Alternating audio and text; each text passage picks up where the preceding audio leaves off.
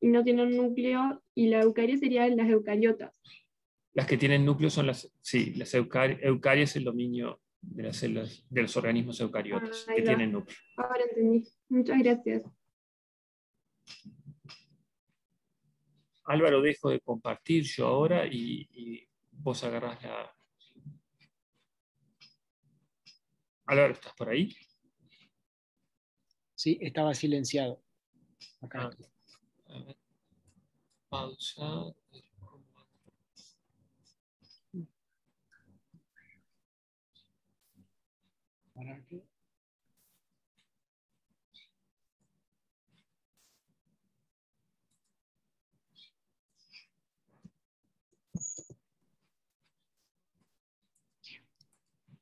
¿Están viendo ahí la pregunta 5? Sí. Se ve. Sí. Bien. A ver, el grupo 5. La pregunta 5 dice, ¿cuál o cuáles de los siguientes factores, si es que alguno de ellos determinan que la molécula de agua sea polar? Y las respuestas tienen que ver con las electronegatividades de los átomos y la geometría de la molécula. Vamos a ver el grupo 5 que nos cuente qué respondió. Buenas. Llegamos a la conclusión de que la respuesta era C, y primero pensamos en la diferencia de electronegatividad, y como la diferencia de electronegatividad entre el hidrógeno y el oxígeno lleva a que se formen enlaces covalentes polares, y eso en sí aporta polaridad a la molécula, y después pensamos en la geometría de la molécula y la comparamos con la molécula del dióxido de carbono, que también tiene enlaces covalentes polares, pero no tiene polaridad porque el ángulo es de 180 entre cada uno de los átomos, entonces se cancelan las distintas cargas, y a diferencia de la molécula de agua que tiene la molécula de oxígeno arriba y abajo las dos moléculas de hidrógeno, permitiendo que toda una parte de la molécula tenga una carga parcial negativa y otra tenga una carga parcial positiva. Muchas gracias. Está impecable la respuesta, solo que al final dijiste molécula por átomo, pero porque te confundiste el átomo de oxígeno y los átomos de hidrógeno. ¿Tá? La respuesta de la compañera es toda correcta. Había como una segunda voz, una voz de fondo que dificultaba quizá escuchar, con lo cual básicamente la voy a repetir. La diferencia de electronegatividad entre oxígeno e hidrógeno es, por supuesto, un factor fundamental para que el agua sea polar, y en general las moléculas que llamamos polares tienen eso, enlaces covalentes polares, enlaces covalentes entre átomos de electronegatividad fuertemente diferentes. Para las moléculas chicas, como el caso de la molécula de agua, para las grandes esto en realidad no importa, pero para las pequeñitas sí, tenemos que ver además cuál es la geometría global de la molécula, porque puede pasar, como en el caso del dióxido de carbono que mencionó la compañera, que la geometría sea tal que la polaridad de dos enlaces covalentes polares a nivel de la molécula entera se compense, se anule.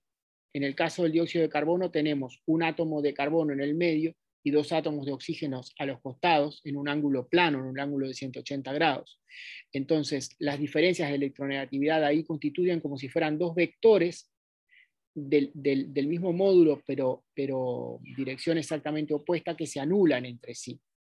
O sea, si miramos, al ser plana, al ser lineal, mejor dicho, si miramos la molécula de dióxido de carbono de un lado, tenemos un delta menos de un oxígeno. Si miramos del otro lado, tenemos un delta menos del otro oxígeno. No hay una punta que tenga un delta más y una punta que tenga un delta menos. Entonces la molécula globalmente no es polar, a pesar de que al interior de ella hay enlaces covalentes polares, pero globalmente la molécula no es polar, y eso hace que las moléculas de dióxido de carbono entre sí no interaccionen tan bien, y el dióxido de carbono sea un gas a temperatura ambiente, mientras que el agua, que es nuestra comparación acá, es un líquido a temperatura ambiente, porque las moléculas de agua sí se pegan, interaccionan entre sí mejor, porque cada una es un dipolo. Cada una es un dipolo porque además del tema de la diferencia de electronegatividad entre oxígeno e hidrógeno, está el tema de la geometría global de la molécula. Debido a que los dos enlaces oxígeno e hidrógeno están a un ángulo diferente de 180 grados, tenemos como una B corta, digamos, con el átomo de oxígeno en un extremo y los dos átomos de hidrógeno en la otra punta. Entonces tenemos el delta menos de un lado y el delta más de otro. Y cada molécula de agua, si la miramos de un lado, tiene un delta más, si la miramos de otro, tiene un delta menos. Pueden interaccionar unas con otras, ¿verdad? Se pegan unas con otras por interacciones electrostáticas, que específicamente les llamamos interacciones de enlace de hidrógeno, en este caso, y el agua es un líquido a temperatura ambiente. Entonces la respuesta correcta es la C acá, la diferencia de electronegatividad y el ángulo de enlace. Vamos a ir a la pregunta 6 sobre el ácido fórmico o ácido metanoico. Esto estaba mal, una bobada que hice yo cuando en la versión original del repartido puse ácido etanoico, que sería el ácido acético con 2 carbonos, ¿verdad? Esto es metanoico. Nada. Esta es la molécula de ácido fórmico, ¿verdad? Y la pregunta dice que plantea que en una solución 0,1 molar de ácido fórmico en agua pura, una parte, aproximadamente el 4% de las moléculas, están ionizadas. Y pregunta sobre cómo se disponen las moléculas de agua alrededor de las moléculas de ácido fórmico disueltas, considerando las moléculas de ácido fórmico como tales, las que no están ionizadas, o sea, tienen la fórmula que se muestra acá, y también considerando ese pequeño porcentaje, no tan pequeño, que sí están ionizadas y por lo tanto tienen la fórmula HCOO-, ¿verdad? Ese es un ácido, ¿verdad? Libera un H+ o un protón o un hidrogenión, se llama, al agua y queda con la carga negativa sobre lo que era la molécula. Entonces vamos a dar paso al grupo 6.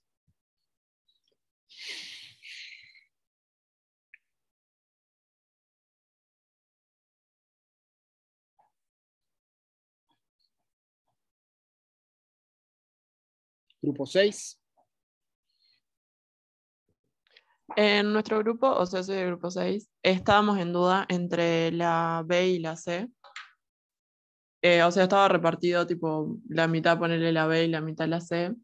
Y en el caso de la C,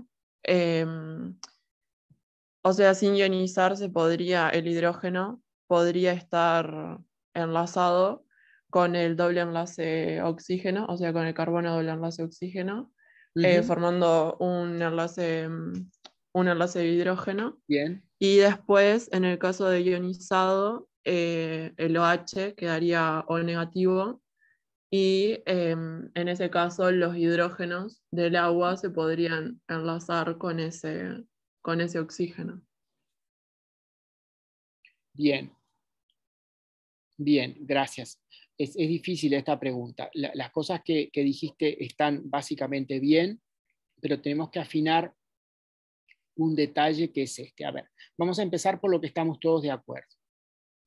Cuando esto está ionizado, o sea que tenemos la fórmula HCOO-, tenemos un anión, tenemos una carga entera, o sea, ahí en ese grupo de átomos en total hay un electrón más de lo que hay protones, hay una carga entera, ¿verdad? En ese caso, esto se comporta, o mejor dicho, es un ion disuelto, ¿no? Entonces, las moléculas de agua se van a orientar alrededor de ese ion disuelto de manera de apantallar su carga. Si tiene carga negativa, como es este el caso, las moléculas de agua se van a orientar con sus átomos de hidrógeno, que tienen las cargas parciales positivas, hacia esa carga negativa, de forma de apantallar las cargas, ¿tá?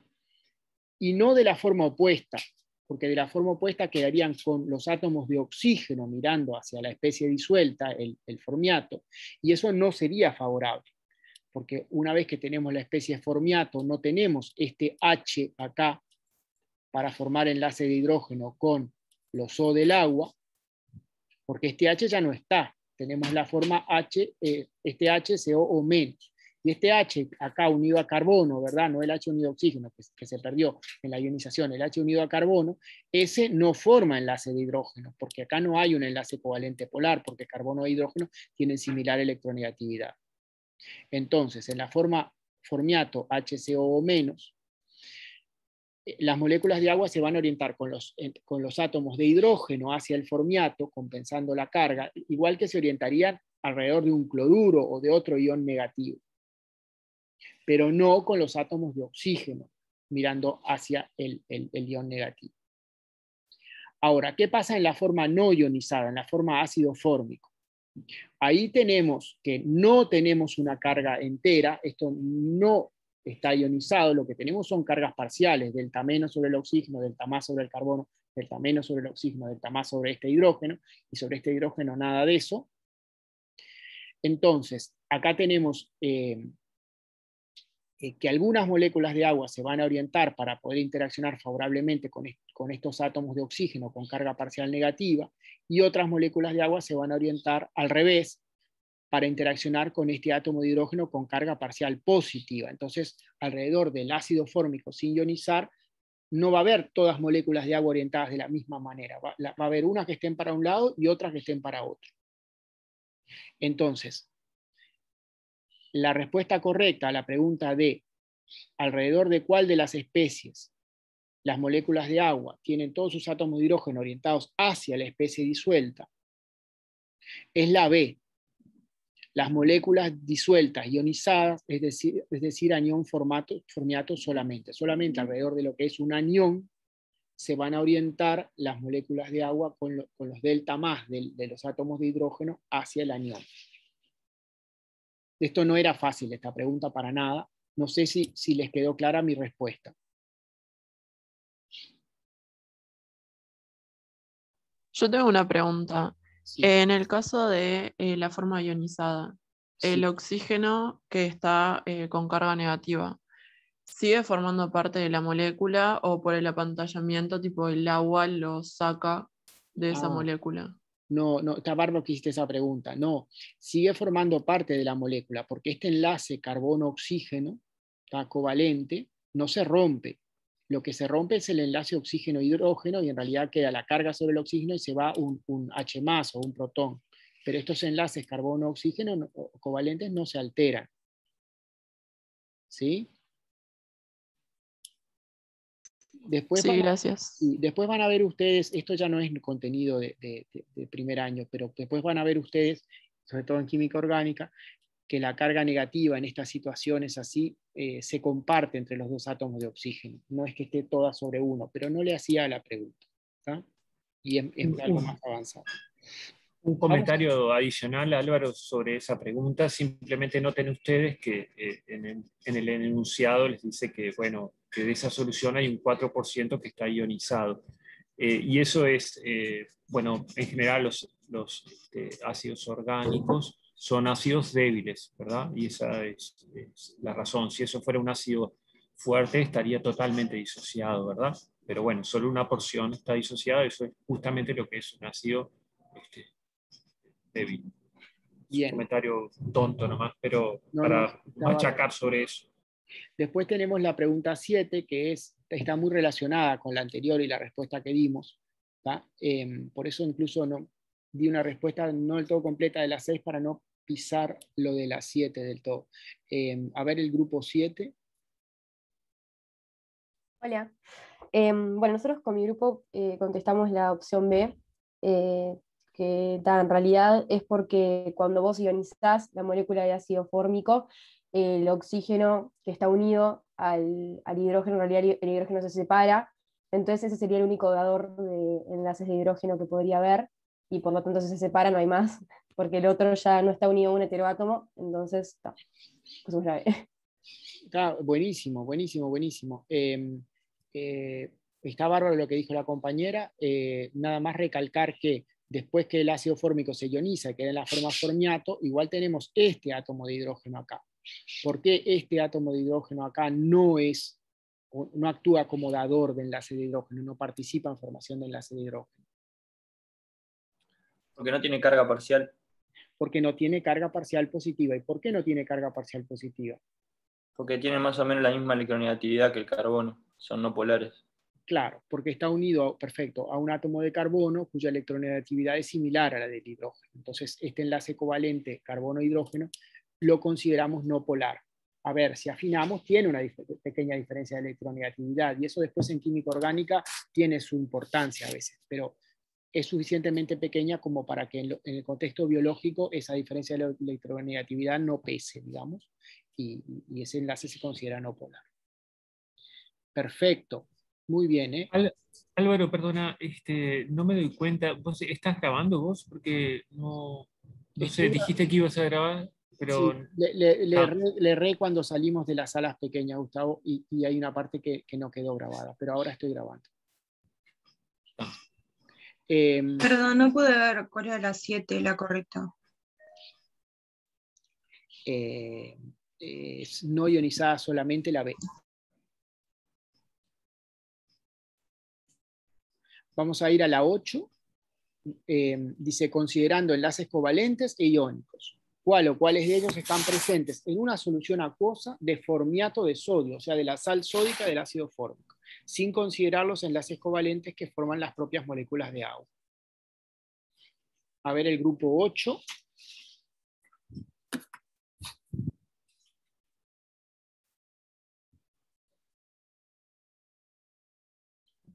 Hola. Hola. Nosotros nos decidimos por la respuesta C, covalente e iónico. Bien. Porque al ser una sal tiene enlaces iónicos, pero consideramos también el grupo carboxilo que hay. Me gusta mucho, aparte de sus razonamientos. Al ser una sal, el formiato de sodio es un compuesto iónico, eso es verdad, ¿verdad? Tienes el anión formiato por un lado y el catión sodio por otro, cargado positivamente. Y por otro lado, ahí existen enlaces covalentes dentro de lo que es el anión formiato, ¿verdad? Acá les estoy mostrando carbono-hidrógeno, carbono doble enlace oxígeno, carbono enlace simple oxígeno. Hasta ahí, bárbaro.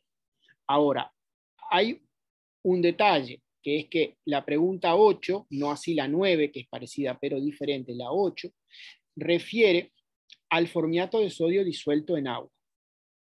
Entonces, cuando nosotros disolvemos una sal en agua, justamente la sal se disuelve porque el agua permite que se separen, que se disocien los enlaces iónicos. Los enlaces iónicos, por ejemplo, entre el formiato menos y el sodio más, lo mismo que si fuera entre cloruro menos y potasio más, entre cualquier par de iones de carga opuesta, los enlaces iónicos son muy fuertes. Son muy fuertes en ausencia de agua. En presencia de agua se debilitan mucho. ¿Por qué? Por el apantallamiento de las cargas que hace la molécula de agua. Eso de lo que hablamos antes, de que alrededor de una carga puntual entera positiva, las moléculas de agua se orientan con sus cargas parciales negativas hacia esa carga puntual.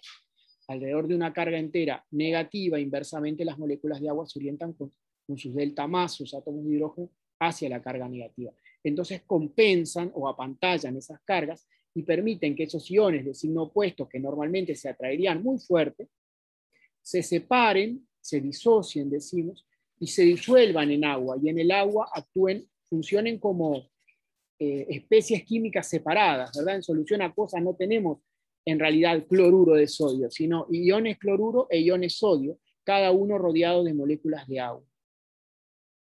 Entonces, de la misma manera, en solución acuosa no tenemos formiato de sodio como tal, sino aniones formiato y cationes sodio, que se comportan independientemente porque el agua debilitó mucho, separó esos enlaces iónicos. Entonces, la respuesta en realidad aquí era la A, que consideramos que básicamente hay solamente, sobre todo una disolución diluida de formiato de sodio, solamente enlaces covalentes, que son los enlaces que están al interior de cada uno de los aniones formiato, que son aniones formados por más de un átomo. Acá la respuesta correcta era la A. Y la pregunta 9, que la va a decir el grupo 9, contrapone con la 8 en este sentido. Vamos a ver lo que nos dice el grupo 9.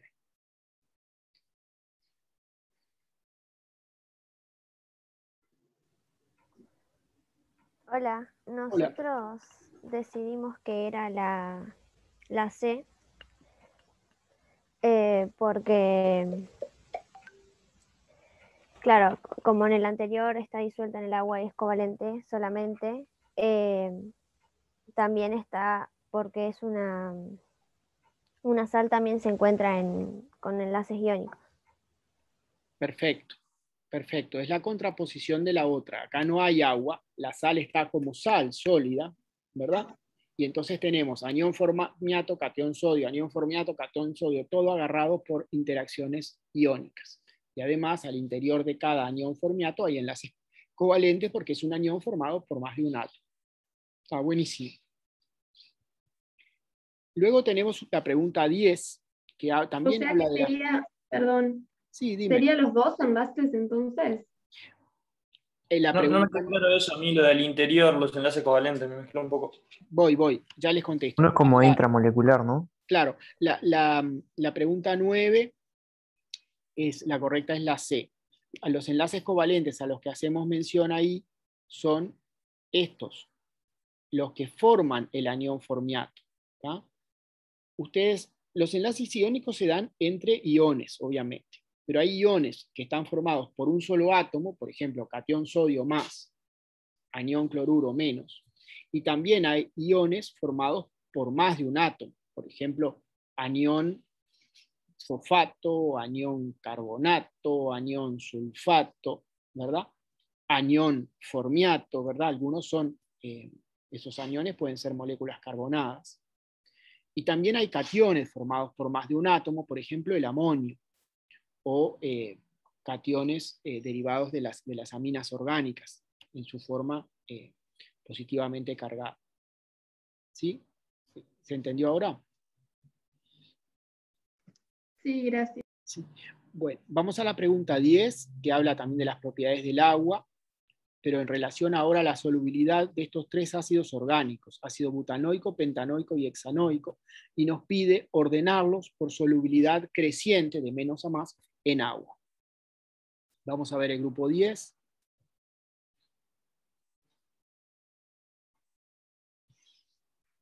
Hablo yo si quieren.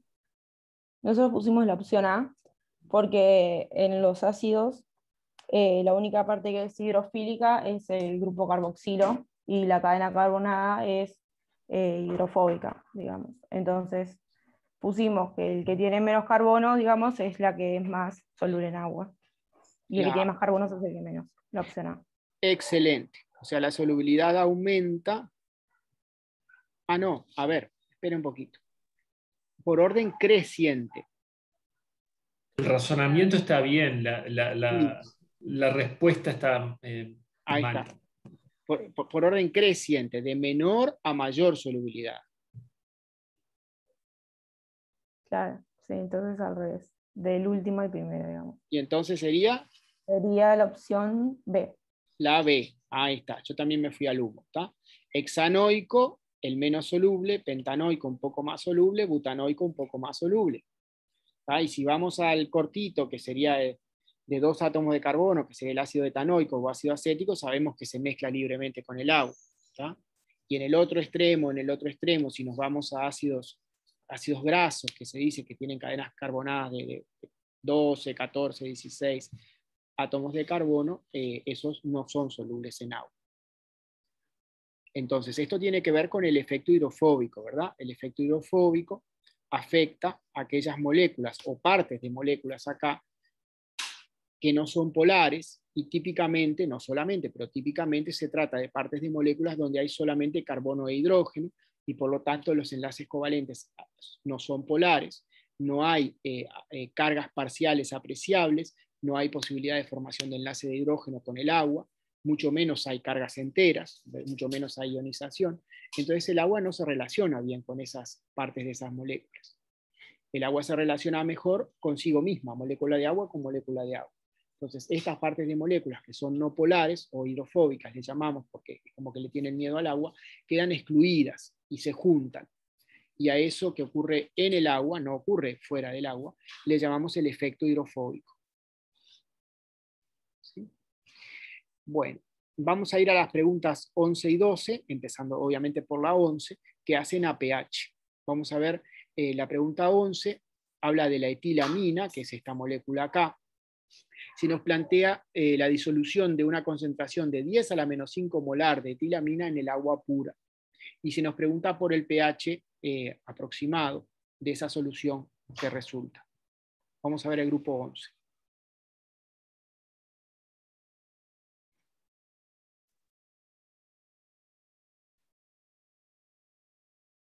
Hola. Nosotros estábamos también un poco en discusión, pero pusimos la C porque pensamos, en el agua pura el pH es de 7 sí. Y esto que es una amina es básica. Sí. Entonces va a aumentar la concentración de OH sí. entonces el pH va a aumentar, pero la amina esta no es una base fuerte, entonces no se va a disociar completamente, por eso elegimos entre 7 y 9 y no 9. Buenísimo, buenísimo, buenísimo. Esto no era fácil. Y a ver, explícanos un poquito más, ya que anduvieron tan bien. ¿Por qué entre 7 y 9 y no 9? Vamos a ir a preguntar de otra manera. ¿Por qué sería 9 si la amina esta fuera, que no es una base fuerte? Porque se disociaría completamente, o sea, sería mayor la concentración de OH, entonces sería un pH más básico. Hasta ahí perfecto, pero ¿cómo sabes que, ponele que fuera 10 a la menos 5 molar de una base fuerte, hidróxido de sodio, ¿no? ¿Cómo sabes que el pH llegaría a 9 y no se quedaría, yo qué sé, en 8, a esta concentración? Por mi parte no estoy segura, no sé si el resto de mis compañeros sabe. Eso, yo si quieren yo lo repaso.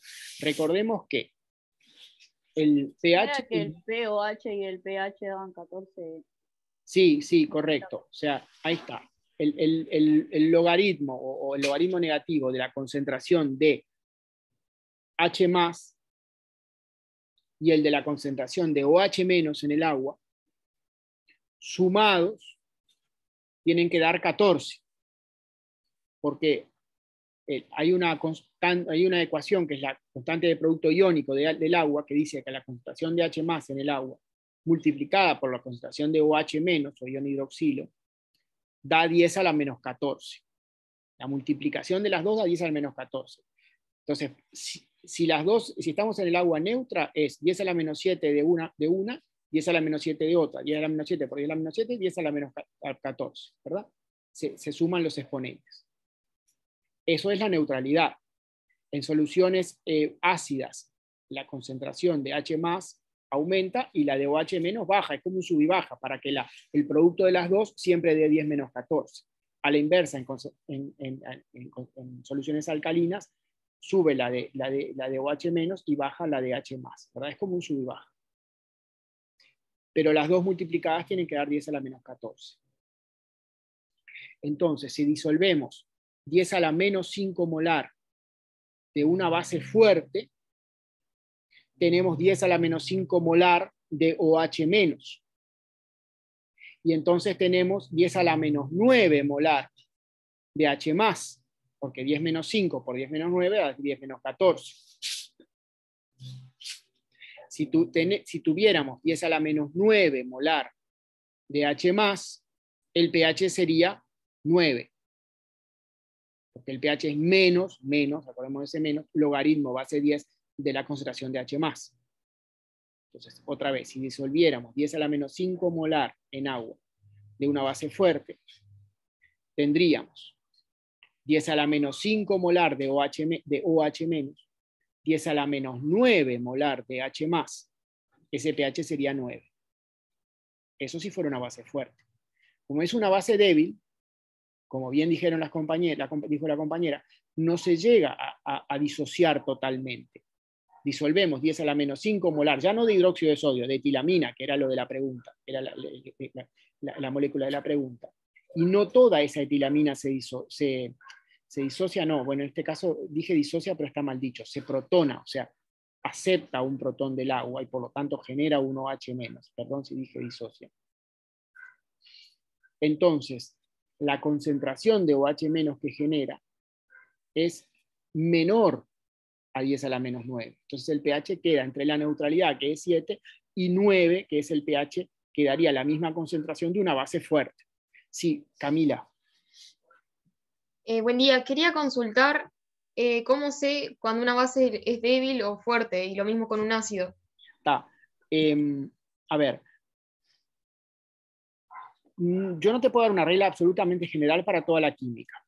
En lo que es lo que nos toca, digamos, de la química biológica, es útil saber y se cumple, en general se cumple siempre, que los ácidos carboxílicos son ácidos débiles Unos más débiles que otros, unos un poco más fuertes que otros, pero son todos ácidos débiles. Y las aminas son bases débiles. ¿Ah? Y muchas veces hacemos la contraposición con ácidos fuertes o bases fuertes bien conocidos de la química inorgánica, como yo que sé, el ácido clorhídrico o el ácido sulfúrico, que son ácidos fuertes bien conocidos, o el ácido fosfórico, y del lado de las bases, el hidróxido de sodio, el hidróxido de potasio. ¿Ah? Pero bueno, si vas a la profundidad de la química inorgánica, hay otros muchos ácidos y bases que algunos son fuertes, otros son débiles, y ya eso lo aprenderán en química general y en química inorgánica. Pero vale la pregunta. Bien, gracias. Por favor. Vamos al grupo 12, con la pregunta 12, que es muy relacionada con la anterior, solo que ahora en vez de disolverse en agua pura, la etilamina, se disuelve en agua que previamente contenía una concentración mayor, o sea, 10 a la menos 1 molar, de lo que se llama un amortiguador o un tampón o un buffer que estaba a pH 6.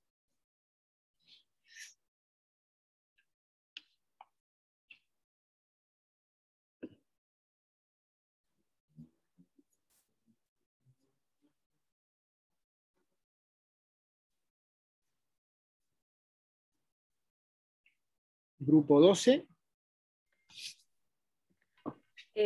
Nosotras habíamos puesto la opción B, pero en realidad no estábamos muy seguras, no teníamos mucha idea. Y ahora viendo lo que respondieron en la opción 11, me parece que está mal. Así que no sabría decirte. ¿Y por qué pensaron en la opción B? Vamos a ver.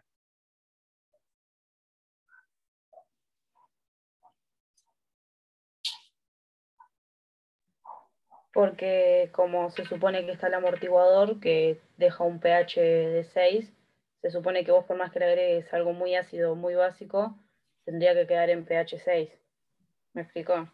Sí. Entonces esa fue la opción que encontramos más, porque también dijimos que capaz que podría haber un margen de error, que si ponías mucho de una base muy fuerte, o digo de una base mucho de algo muy ácido, como que capaz que habría un margen de error, no todo iba a restar. ¿Me explicó? Sí, no, ustedes razonaron bien. O sea, la respuesta correcta es la B entre 5 y 7, o sea, es pH 6, que era el pH del amortiguador, o el tampón o el buffer. ¿Tá? Por supuesto, si vos tenés una solución con un amortiguador y le pones una concentración muy alta de un ácido o una base, terminás lo que se dice quebrando el tampón. Termina mandando lo que agregás, porque está en mayor concentración que el tampón. Entonces lo que tenés que ver son las concentraciones. Acá tenemos 10 a la menos 1 molar del amortiguador fosfato, ¿verdad? Y le agregamos 10 a la menos 5 molar de etilamina. Dicho de otra manera, la concentración de etilamina final, o sea, la concentración de la base que agregamos final, es mucho más baja, es órdenes de magnitud más baja que la concentración del amortiguador que había. Entonces manda el amortiguador, el tampón, y el pH se mantiene en 6. Claro, si fuera al revés, si tuvieras, yo qué sé, o tuvieras 10 a la... el tampón era 10 a menos 1 molar, pero le agregaste 1 molar o 0,2 molar, yo qué sé, de etilamina, terminás quebrando el tampón y el pH se va para arriba en este caso. Sí, Valentina. Yo no entendí de la pregunta anterior, de la 11, por qué sería, tipo, ¿cómo se llega al 9? O sea, entendí por qué está entre 7 y 9, pero no entendí cómo llegar al 9. Ya, eso sería mejor en un pizarrón en realidad. Pero al 9 se llega por 14 menos 5. 14 es porque 10 a la menos 14 es el valor del producto de ionización del agua. O sea, la concentración de H más y de OH menos en el agua a 25 grados da 10 a la menos 14. ¿Tá? Y el menos 5 es la concentración de la base que pusimos. Entonces, si toda la base se protonara, si fuera una base fuerte, ¿verdad? Tendríamos 10 a la menos 5 molar de OH menos. Y el número que multiplicado por 10 a la menos 5 da 10 a la menos 14 es 10 a la menos 9. Entonces, en ese caso, la concentración de H más sería 10 a la menos 9 molar y el pH sería 9. ¿Ahora se entendió? Sí, gracias. Dale. Juan. Tengo una duda, no sé si estoy razonándolo mal, pero ¿puede una solución de fosfato de sodio amortiguar a esa mina porque no tiene ningún ion común y no hace el efecto, entonces no lo puedo amortiguar? No entiendo eso. No, porque amortigua, claro, está bárbara la pregunta, pero amortigua a través de los H y de los OH. O sea, lo que te hace la etilamina es, te toma H más del agua y aumenta la concentración de OH menos. ¿Tá? Y el fosfato, frente a un aumento de la concentración de OH menos en el agua, libera H más. Ese H más se une con el OH menos, forma agua neutra, ¿verdad? Y entonces el fosfato te compensa. Lo que conecta a los dos sistemas es la ionización del agua. Ok, muchas gracias. Vale. Micaela. Sí, yo iba a preguntar en la 12, la respuesta sería la C. Sería la B. Es la 12 se mantiene el pH del tampón, que es 6. Pero sí, pero se mantiene el pH. Ah, en total, o sea, con la etilamina. Porque la etilamina no llega a mover el pH, o sea, en realidad lo mueve, pero lo mueve muy poquito, ni lo notás. Porque Claro. la concentración del amortiguador es mucho más alta que la de la etilamina. Los amortiguadores funcionan en la medida que su concentración sea más alta que la del ácido o la base que vos le estás agregando. Y entonces ahí no tengo que hacer la multiplicación, por ejemplo, de 10 a la menos 6 por la concentración de etilamina y que me dé 10 a la menos 14. No tenés que hacer porque el efecto de la etilamina es despreciable. Ok. ¿Tá? Frente a esa concentración de tampón. Si tuvieras concentración de tampón de 10 a la menos 5 molar, o sea, del mismo orden que la etilamina, sería otra historia, sería más complejo. Lucía. Sí, yo quería preguntar, que lo habías dicho, pero justo te preguntaron y se entreveró. Si fuera al revés la situación, ¿para dónde iría el pH? O sea, si hay más concentración de etilamina y no daría el buffer. Y sería parecido a la respuesta de la pregunta 11. O sea, ahí mandaría, digamos, entre comillas, la etilamina y el pH se iría entre 7 y 9, porque la capacidad del tampón sería ampliamente superada. Como que sería el pH normal que tendría la etilamina. Es como, tenés tan poco tampón que sería como si no estuviera. Ah, está. Muchas gracias. Hay un apunte que es que para esto del pH vuelvan al curso de nivelación y a las presentaciones del propedéutico, el material propedéutico, porque ahí está como esto tratado también con cierta profundidad. Lucía, ya está. Bueno, luego vamos a preguntas de carbohidratos. Hay un comentario que es que en realidad yo me equivoqué y avancé en esta guía de preguntas sobre cosas que formalmente corresponderían a esta semana que está empezando o que está en curso ahora. ¿tá? Por lo tanto, acá hay cosas de carbohidratos y nucleótidos que quizá muchos de ustedes todavía no las vieron en las clases, a menos que formalmente vayan adelantados. Eso fue un error cuando yo armé la guía mirando el cronograma. De todos modos, bueno, nos va a servir discutir estas preguntas. La pregunta 13 nos muestra, bueno, para las dos, la 13 y la 14, se basan en la ribosa, que está mostrada acá arriba en su forma cíclica de configuración beta. Y la pregunta 13 nos pregunta por la configuración alfa de la ribosa. Vamos a ver el grupo 13 si la pudo hacer. Pusimos la opción B, porque para la configuración alfa y beta lo que cambia es el OH unido al carbono anomérico. Entonces, como la que tenemos está para arriba, en la alfa estaría para abajo. Y es la B. Excelente, excelente. Entonces, para los que quizá no llegaron a esto es un monosacárido en su forma cerrada, en su forma cíclica. No lo voy a poder explicar todo, van a tener que ver las clases porque si no se haría muy largo, pero en resumen, es un monosacárido en su forma cíclica. El carbono anomérico, que corresponde al átomo de carbono que en la forma abierta tiene el carbonilo, el C doble enlace O, ese carbono que se llama anomérico, lo distinguen porque está unido a 2 átomos de oxígeno en la forma cíclica. Y en la solución acuosa, el carbono anomérico, la posición del carbono anomérico, la configuración, está en equilibrio con la opuesta.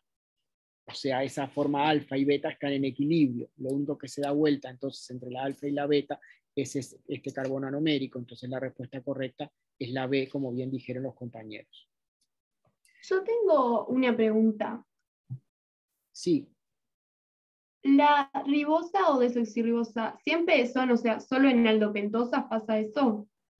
Existe, o sea, las ribosas son aldopentosas. Las ribosas son aldopentosas, pero la ribosa es una aldopentosa, pero el tema de las 2 configuraciones del carbono anomérico es general de todos los monosacáridos, sean aldosas o cetosas, sean pentosas, hexosas, tetraosas, lo que sea.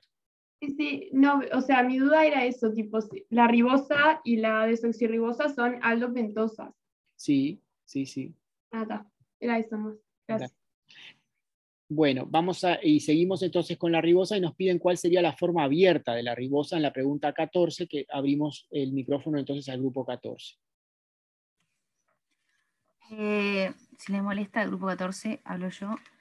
En esta pensamos primero por la que era una pentosa, entonces la C y la D la descartamos porque vemos que es una hexosa. Mientras que después nos quedamos entre la A y la B, y la principal diferencia es que la A es una cetosa y la B es un aldehído, aldosa. Entonces nos quedamos con la B porque la ribosa, como se vio en la imagen arriba, era una aldopentosa. Perfecto, está todo dicho. O sea, esta es una pentosa, tiene 5 átomos de carbono, 1, 2, 3, 4, 5, ¿verdad? Y tiene un aldehído y no una cetona, ¿verdad? Por lo tanto, esta es la correcta, la opción B. ¿Tá? Podemos volver brevemente a la forma cíclica y darnos cuenta que el carbono anomérico, acá el que está unido a 2 OH, que yo les dije, es el cual en la forma abierta tiene el carbonilo.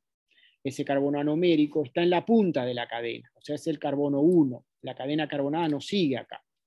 Si esto fuera una cetosa, o sea, el carbono anomérico fuera en la forma abierta una cetona y no un aldehído, la cadena carbonada acá debería seguir. Dicho de otra manera, acá debería haber un enlace carbono a otro carbono. Entonces ustedes sabrían que es una cetosa, un azúcar derivado de cetonas. Vamos a ir a la pregunta, bueno, al bloque, digamos, 15-18, que habla de la molécula de nicotinamida adenina dinucleótido, NAD+, mostrada acá. Nos explica que difiere de otros dinucleótidos y oligonucleótidos vistos en el curso, en que contiene una base nitrogenada inusual y en otro aspecto estructural. Pero en definitiva, bueno, es un dinucleótido particular que se les pide ahí que lo analicen. Y para el grupo 15 le preguntamos sobre las uniones fosfoéster y o fosfoanhídrido que se encuentran en esa molécula. A ver el grupo 15. Buenas. Nosotros pusimos que la respuesta era la C, tomando que las 2 uniones fosfoéster en la unión que está el fósforo unido a 4 oxígenos con un enlace doble oxígeno unido a una ribosa, o sea, eso están las 2. Y después el fosfoanhídrido son los 2 fósforos unidos a un oxígeno en común. Está totalmente correcto. Eso es lo que tomamos. Perfecto, perfecto. Entonces, acá tenemos una unión fosfoanhídrido entre fosfato y fosfato. Recordemos que los fosfoanhídridos, por definición, se hidrolizan para liberar 2 fosfatos. Y acá, por otro lado, tenemos una unión fosfoéster, y acá tenemos otra. Recordemos que los fosfoésteres se hidrolizan para liberar un fosfato por un lado y un alcohol por otro. El alcohol quedaría, planteada esta hidrólisis, hecha esta hidrólisis, quedaría acá como un OH unido a este carbono, o sea, sería ni más ni menos que este grupo alcohol en la posición 5 de la ribosa o de la ribosa que tenemos acá, ¿verdad? O sea que los compañeros llegaron perfectamente a la respuesta. Vamos a pedirle a los compañeros... Disculpa, sí. ¿podés repetir lo de la hidrolización? Claro, si yo planteo una hidrólisis acá, entre fosfato y fosfato, ¿verdad? Tengo que agregar los átomos correspondientes a una molécula de agua, me va a quedar POH de un lado, POH de otro, me va a quedar un fosfato de un lado y un fosfato de otro. Eso es lo característico de un fosfanhidrio, se hidroliza para dar dos fosfatos, ya sea fosfatos inorgánicos u orgánicos. En cambio, si planteo la hidrólisis acá, tengo que agregar otra vez los átomos de una molécula de agua, me va a quedar POH de un lado y carbono OH de otro. Me va a quedar fosfato de un lado y alcohol de otro. Eso es lo característico de un fosfoéster. Se hidroliza para dar un fosfato inorgánico u orgánico y por otro lado un alcohol. Perfecto, gracias. Sí, un comentario breve, nomás también pueden pensar en los anhídridos más convencionales, que son anhídridos cuando se unen dos ácidos carboxílicos, ¿verdad? Y dejan fuera una molécula de agua. Acá tenemos un anhídrido porque estamos uniendo dos grupos fosfóricos y, bueno, forman ese enlace fosfoanhídrido del que estábamos hablando, ¿verdad? Hay como una analogía ahí, ¿no? En ese sentido, de que no sé si lo compliqué más o no. Sí, hay anhídridos, como hay anhídridos fosfóricos, hay anhídridos carboxílicos. Y como hay ésteres fosfóricos, hay ésteres carboxílicos. Bueno, le vamos a pedir entonces, muy relacionado con lo que estamos hablando, al grupo 16 que nos cuente qué moléculas o iones se producen, iones se producen por hidrólisis total de la molécula de NAD+.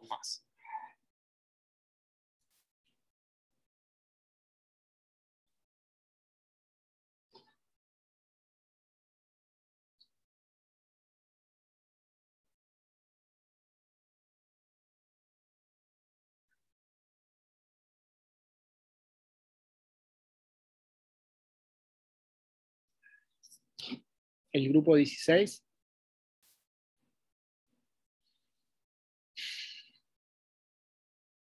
Hola. Hola. Bueno, con mi grupo en realidad no llegamos a discutirlo muy bien. O sea, por mi parte, yo pensé que era la B, pero tampoco sé explicarlo muy bien. Dos moléculas de ribosa, dos moléculas de bases nitrogenadas y dos fosfatos. ¿Sabés explicarlo eso seguramente? ¿No? Es que no sé si es la correcta exactamente, por eso.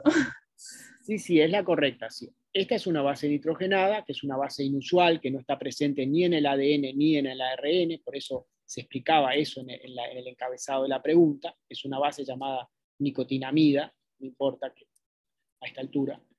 Esta es una base que sí, ya se puede decir que conocen.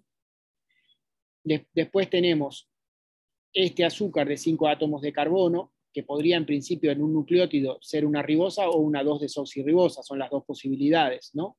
¿Por qué sabemos que se trata de una ribosa y no de una 2-desoxirribosa? Porque en el carbono 2 tiene un OH y no un H. Exacto, este es el carbono 1, este es el 2, acá tiene un OH y no simplemente un H, que sería el caso de la 2-desoxirribosa. Y el otro azúcar es igual, es otra ribosa. Y después tenemos 1, 2 fosfatos, o sea que está perfecto, la correcta es la B.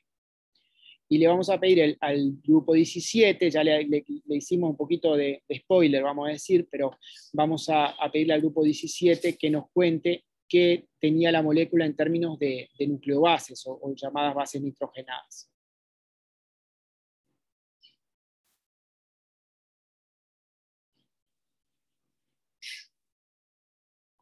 Valentina, no sé si estás para contestar la pregunta o tenés una pregunta diferente. No, yo tengo una pregunta de la 15. Dale. Digo, de la 16, perdón. Sí. ¿Está mal pensar que ponerle para cada, en el caso de una hidrólisis, tipo para cada enlace que se formó, o sea, entre moléculas más pequeñas, por así decirlo, se use una molécula de agua? No, por definición la hidrólisis usa una molécula de agua, está bien lo que estás diciendo, ¿tá? Y esa molécula de agua de alguna manera tenés que colocar un OH de la molécula de agua a una de las moléculas más chicas que se formó y un H a la otra. Se divide una molécula de agua, digamos, te queda un OH que va para un lado y un H que va para otro. ¿Se entiende? Por ejemplo, sí, gracias. Si planteas la hidrólisis de este fosfoéster acá, le podés poner en términos de mecanismos químicos no es exactamente así, pero para hacerla fácil, digamos, le pones un H acá al oxígeno este que es unido al fósforo y un OH a este carbono y te quedan las moléculas del producto de hidrólisis. ¿Está? Estábamos pidiendo al grupo 17. Hola. Hola. En nuestro caso decidimos la C porque hay una pirimidina y una purina. La purina sería la que tiene 2 anillos y la pirimidina la que tiene un solo anillo. Está bien, pero en realidad no está bien. O sea, es un poco embromada esta pregunta. En realidad la correcta es la A. Hay purina, pero no pirimidina. Porque esta nicotinamida que yo les decía que es una cosa nueva para ustedes, no es una pirimidina. Y esa, un poco la pista estaba en parte en el encabezado, porque decía que hay una base nitrogenada inusual. Y lo otro que ustedes podían recordar es que el anillo de carbono y nitrógeno de las pirimidinas tiene 2 átomos de nitrógeno, no solo uno. Acá hay un anillo con solo un átomo de nitrógeno. Es un poquito capaz al borde de lo que ustedes podían saber, ¿no? Pero los anillos de las pirimidinas tienen 2 átomos de nitrógeno y los anillos de las purinas son doble anillo con 4 átomos de nitrógeno en total. Bien, la pregunta 18 es ¿cuántos grupos amida hay en esa molécula? A ver el grupo 18. Nosotros pusimos que hay uno solo, y es el que está allí arriba, que está unido al carbono con el doble enlace de oxígeno. El que está abajo, sí. El que está abajo no es porque no tiene el doble enlace de oxígeno. Y aparte que está unido a un heteroátomo. Correctísimo, tenemos un solo grupo amida que está acá. La respuesta correcta entonces es la B, o sea, un grupo amida. Vamos a aprovechar para preguntarnos qué productos se generan cuando uno plantea la hidrólisis de esta amida acá. Por un lado se genera, ¿verdad?, algo muy parecido al NAD+, pero que tiene un grupo ácido carboxílico, C doble enlace OH, donde antes estaba la amida, ¿verdad? La hidrólisis de la amida esperamos que dé un ácido carboxílico. Y por otro lado, ¿qué nos da? Aminas. Normalmente sí, nos daría una amina. En este caso, que es un poco particular, no es exactamente una amina lo que se forma. ¿Qué es lo que se forma acá? Amoníaco. Amoníaco, NH3, muy bien. ¿Tá? Las amidas en general se hidrolizan para dar ácido carboxílico y amina, pero hay algunas amidas que en vez de derivar de una amina orgánica, ya sea secundaria o primaria, derivan del amoníaco, NH3, se hidrolizan para liberar NH3. Eso también existe. Luego tenemos las preguntas 19 y 20 que muestran un tetranucleótido, y para el grupo 19 le pedimos la secuencia en términos de purinas y pirimidinas, la secuencia de bases. Bueno, nosotros resolvimos que es pirimidina, purina, pirimidina, purina. Bien. O sea, la pirimidina es un solo anillo con 6 átomos, 2 hidrógenos y el resto de carbono, y en la purina es un doble anillo con 9 átomos en total, con 4 de nitrógeno.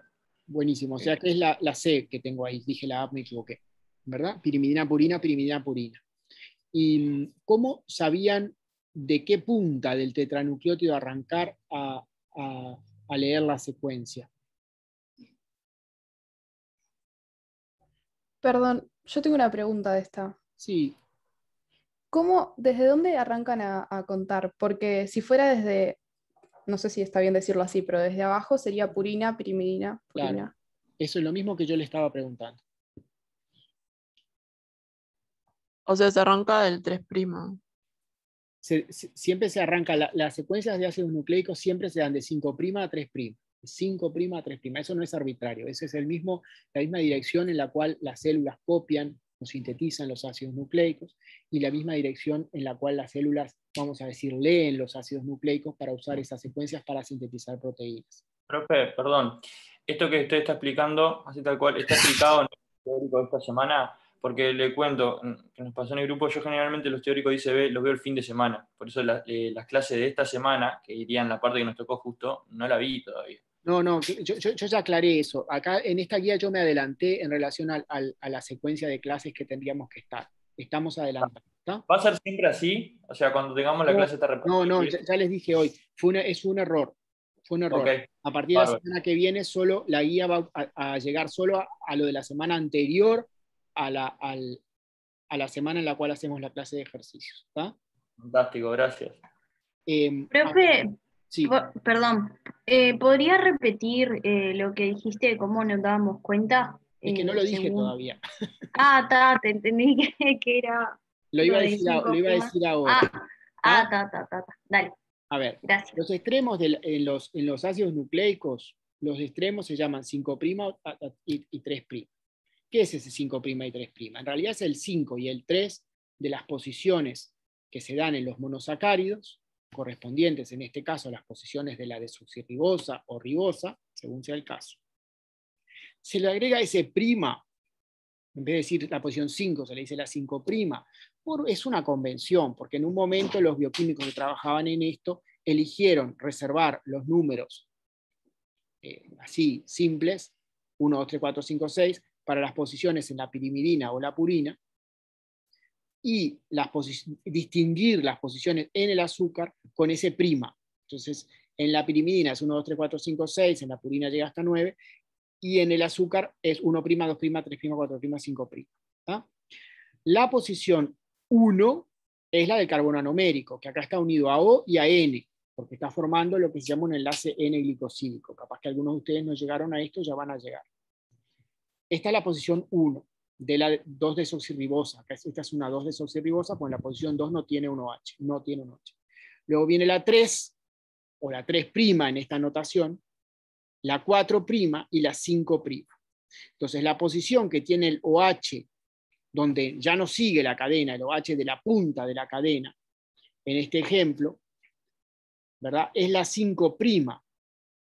El OH acá, donde termina, digamos, es de la posición 5' de la desoxirribosa.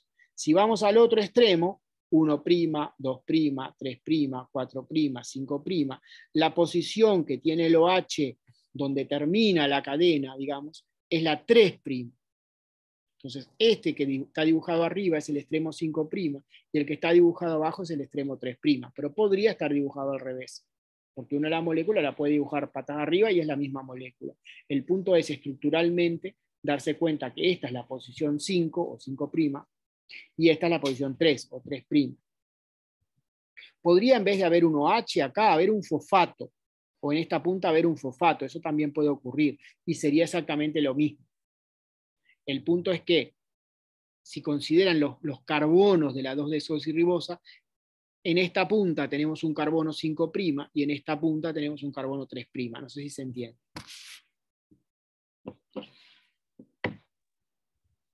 Esto está detallado en la semana 3. Sí, eso va a estar bien dado en el teórico de la semana 3. Estamos adelantados, por error mío. ¿Y siempre se arranca con el carbono 5? Siempre las secuencias de ácidos nucleicos se leen, se escriben de 5' a 3'. Gracias. Bien. Y para el grupo 20 le preguntamos sobre los grupos fosfato de la molécula. En la forma que están representados acá, con la forma de ionización que están representados acá, pueden aceptar protones del agua o dar protones del agua, o las dos cosas. Eso le preguntamos.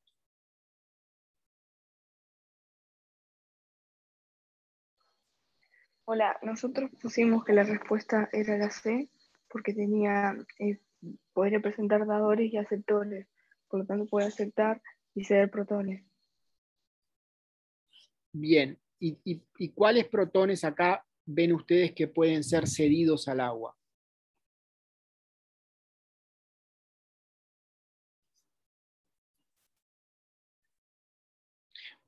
Porque capaz que ustedes no entendieron bien la forma en que está planteada la pregunta, capaz que no está planteada de la forma mejor, no sé. Dice, partiendo de la forma de ionización mostrada en la figura. O sea, es la molécula tal cual está mostrada acá. puede ser que podría quedar con carga 2 menos, entonces pierde otro H, digamos, y ahí está cediendo. Claro, eso sería verdad si estuviéramos hablando del ácido fosfórico inorgánico H3PO4, que tiene 3 protones ácidos y sucesivamente puede perder el primero, el segundo, el tercero. También podría ser verdad si estuviéramos hablando de fosfatos orgánicos, como estos, pero en el contexto de lo que se llaman fosfomonoésteres, como, a ver si teníamos algún fosfomonoéster en algún ejemplo acá, no lo tenemos, pero por ejemplo, si tuviéramos un fosfato acá en la punta, unido solo por un grupo fosfoéster, ¿verdad? Ese fosfato tendría 2 de sus posiciones ácidas libres y podría ionizarse doblemente. Pero estos fosfatos... En el 15 hay un fosfoéster. Sí, pero está formando fosfanidrio para el otro lado, no me sirve tanto para ejemplificar, gracias. Pero estos fosfatos acá, típicamente en los ácidos nucleicos, están puenteando 2 azúcares, están en lo que se llama un fosfodiéster, fosfomonoéster para un lado, fosfomonoéster para otro. Es un fosfoéster doble. Entonces, de las 3 posiciones ácidas del ácido fosfórico inorgánico, les queda solo una, solo esta, ¿ven? Esta. Y esa posición está mostrada aquí en forma ionizada, como que ya perdió el protón. Entonces no tiene otro protón para perder. En todo caso, podría aceptar un protón y pasar a la forma no ionizada. Ah, claro. Los fosfodiésteres, los fosfatos de los fosfodiésteres solo tienen una posición de ionización. Y en este caso está mostrada en su forma ya desprotonada, ya ionizada. Por lo cual, la respuesta correcta es la A. Podrían aceptar protones, pero no cederlos. Y dicho sea de paso, ese equilibrio está muy desplazado hacia ceder protones. Estos grupos son fuertemente ácidos, o sea, en una solución acuosa, pH neutro, la gran mayoría de esas posiciones van a estar así como les mostramos ahí, desprotonadas y con carga negativa. ¿Se entendió esto? Profe, yo tenía una pregunta. Sí. Porque nosotros vimos que los fosfatos estaban en equilibrio las 4 formas. Creo que Sí. en un ejercicio. Los fosfatos inorgánicos, sí. Entonces, en este caso nos tendríamos que fijar en el fosfato que está mostrado en el tetranucleico, ¿no? O sea, este. Claro, porque fosfato refiere a cosas diferentes, ¿verdad? Tenés fosfato inorgánico y tenés todos los fosfatos orgánicos unidos a carbono. Y dentro de los fosfatos unidos a carbono tenés los que están unidos por fosfomonoéster y por fosfodiéster. Y también los que están unidos por fosfomonoéster de un lado y del otro lado están formando fosfanhídrido, como los que vimos acá. Entonces las propiedades químicas cambian, ¿verdad? Estos serían todos fosfodiéster. Fosfodiéster, en el esqueleto de los ácidos nucleicos, lo que se llama el esqueleto principal de los ácidos nucleicos, siempre se dice que hay un azúcar de 5 carbonos, ribosa, 2-desoxirribosa, y después un fosfodiéster, un fosfato con fosfodiéster, y después otro azúcar y otro fosfodiéster y así. Claro. A ver, Candela. Hola, yo tengo una pregunta, pero relacionado con el tema del teórico de esta semana, y es sobre el video del ADN, que cuando yo entro me parece que no está disponible, y no sé si hay algún otro similar para poder ver. Sí, Y eso, no, en la clase 4 no aparece.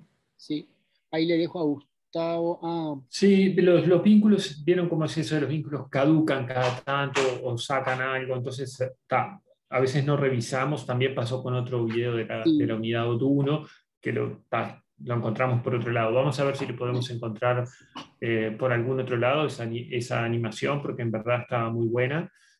Originariamente eso era un tutorial que venía del Protein Data Bank, que tenía un tutorial para la estructura del ADN, pero lo sacaron. Pero seguramente en YouTube buscamos alguno que esté bien, porque también hay algo de ahí de que sea como didáctico, porque por supuesto pueden encontrar cosas, pero que esas cosas tengan como un valor de que hayan sido hechos con cabeza y todo eso.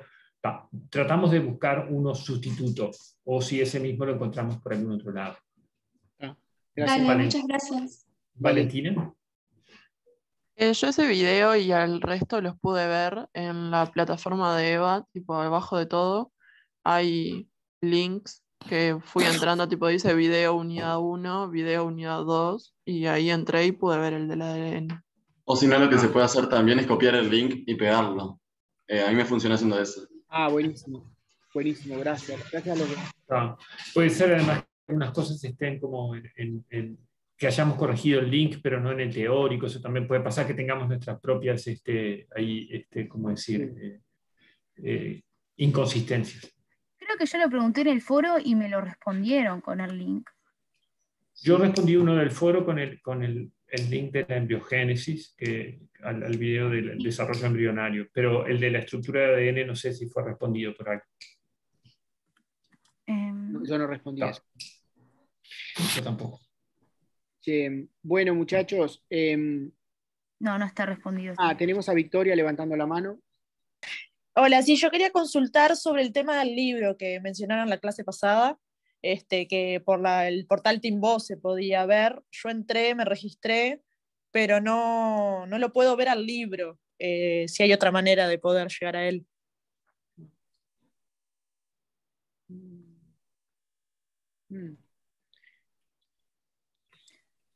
Si compras la cuaderneta, no sé si se me escucha. Sí, decime. Si compras la cuaderneta, hay partes del libro. O sea, las páginas que ponen la bibliografía están como parte del libro. O sea, están ahí. ¿Y esa cuaderneta dónde la consigo? ¿Tengo que ir hasta allá o está por internet? En Instagram hay una página que es FQ Fotocopiadora o algo así se llama. Y ahí te dan el precio de la cuaderneta. No sé si estás en el grupo de la Facultad de Química, lo paso por ahí. Está. Dale, yo te lo paso por ahí. Acá pone compañero. Yo lo conseguí en Mega, está el libro. ¿Dónde? En Mega. La página de libros, también están los libros de primer año, están el de matemática, el de química, y el segundo semestre también están todos los libros.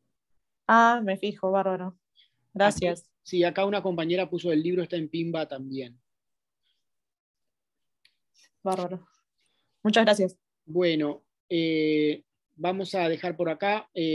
No sé qué les parece a ustedes. A nosotros nos parece que la dinámica de trabajo anduvo muy bien.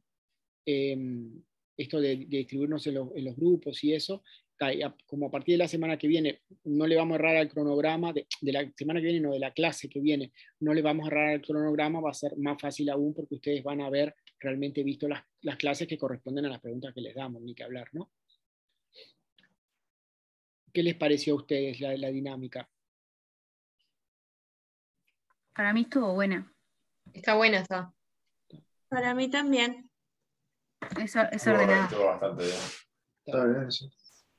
Se pudo aprovechar bien el tiempo y todo. Sí, se nos hizo un poquito largo, pero está. Y buenos aportes hicieron los compañeros. Sí, además la mejor forma de interacción también, ¿no? Claro.